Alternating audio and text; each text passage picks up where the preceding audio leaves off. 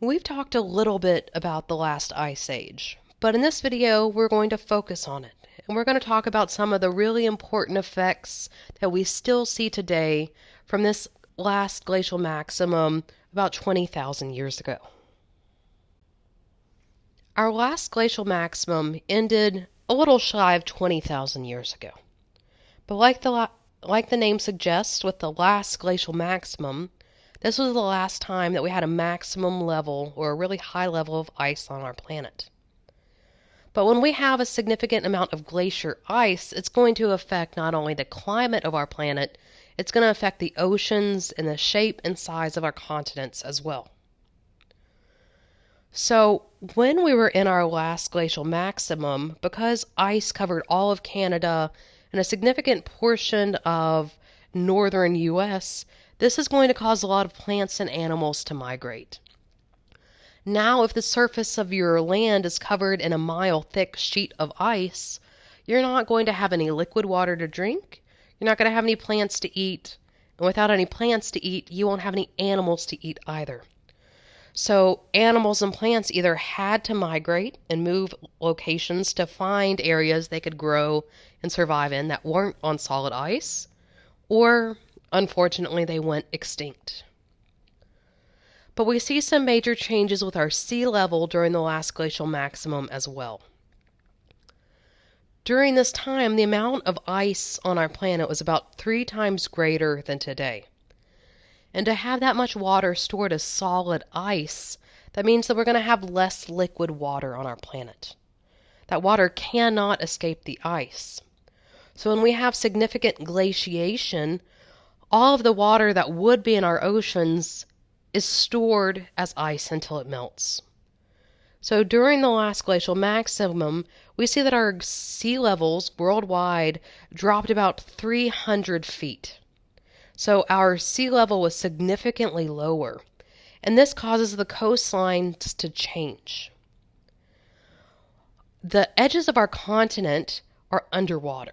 So if we see our sea level dropping, we're going to see parts of our continent that we wouldn't see today. So if we look at this image and we look at the coastline of Florida during our last glacial maximum, you'll notice it was about 3 times as wide as what it is today. When sea level drops, it's going to expose the edges of our continents, making it look like our oceans get smaller and our continents get larger. Another major effect we see from the last ice age, our last glacial maximum, is that when we had these really thick sheets of ice on our planet, and especially in the northern US and Canada, it caused all of the streams and rivers within that area to change its course. So starting off looking at the image on the bottom, this is what streams looked like before 20,000 years ago.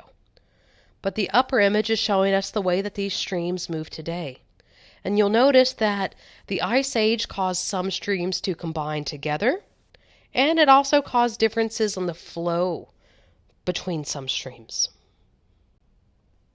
There are other smaller effects from the last ice age as well. When it was over and all of these really thick ice sheets began to melt, it caused rebounding of land. So when we had these really thick ice sheets, because they could be a mile thick, they have a lot of weight and pressure associated with them.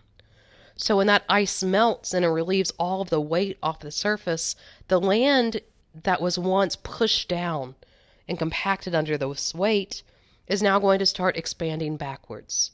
It's going to rebound or increase its elevation.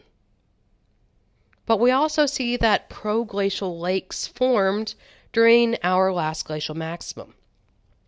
When we had these really thick ice sheets, they were capable of damming water, or holding water in one location, and it created these proglacial lakes. If we look at the Great Lakes in North America, all of these forms by damming water due to ice sheets in this area. But like our last slide, we see a worldwide change in sea level. And this is actually probably one of the biggest effects of our last ice age, other than the fact that it was really cold. Because we had a really cold environment, a lot more ice formed.